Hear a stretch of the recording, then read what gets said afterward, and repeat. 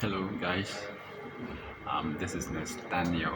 Yeah, so for a long time now, you haven't been seeing my face, and yeah, I just decided to show my face on this one. Yeah, so I just want to talk about some of the questions people have been asking about the case study. So I have four questions that I will be touching on. Four questions. Yeah. So let's go straight into the first one. So the first question is medical and surgical case. Which one should I choose? So that's the first question. A medical and a surgical case. Which one should I go for? Well, I'll prefer you to go for a medical case. Yeah, because there is no post-op care, pre-op care, those things. So it makes it quite easy. So the medical cases um, is my go-to, like it's my first choice. But there are instances where even the cases you don't even get some. Yeah, there are instances in which the cases you don't get some. So in that case, you just go for the surgical one or the ones available, the ones available. But for me, if you say I should choose one, I would go for the medicine. I would go for the medicine. Okay, right. The second question. Yeah, what was the second question? The second question was about the care plan. Yeah, I've remembered. The care plan.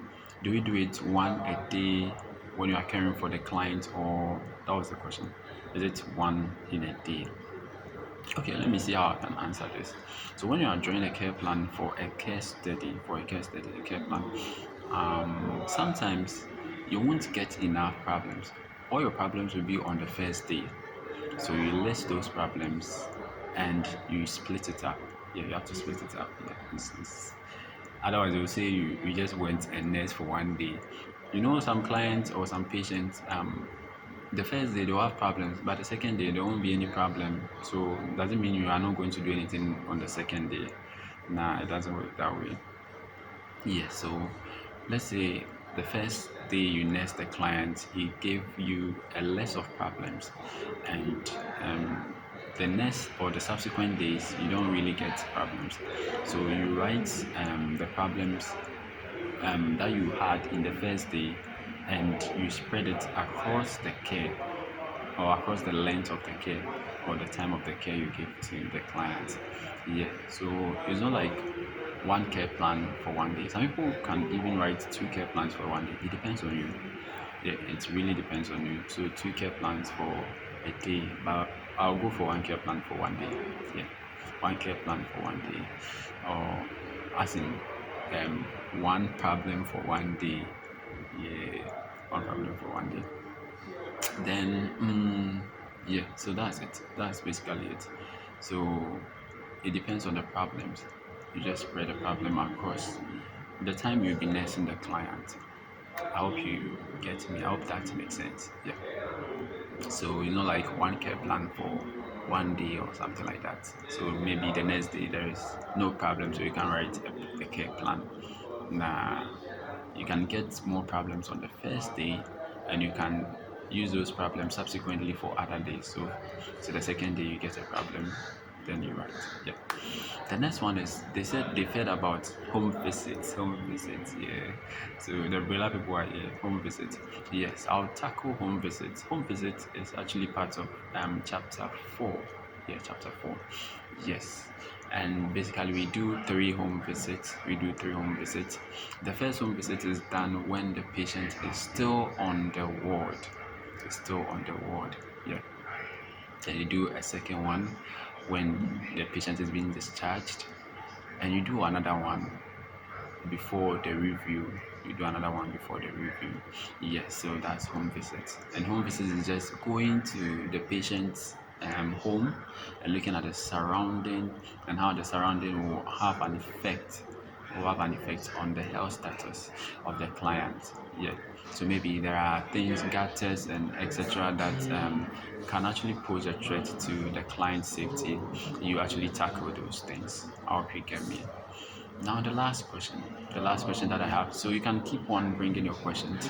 So the last question that I'm going to tackle is the question about if my client dies, what's next? So I'm nursing the client, and the client unfortunately dies.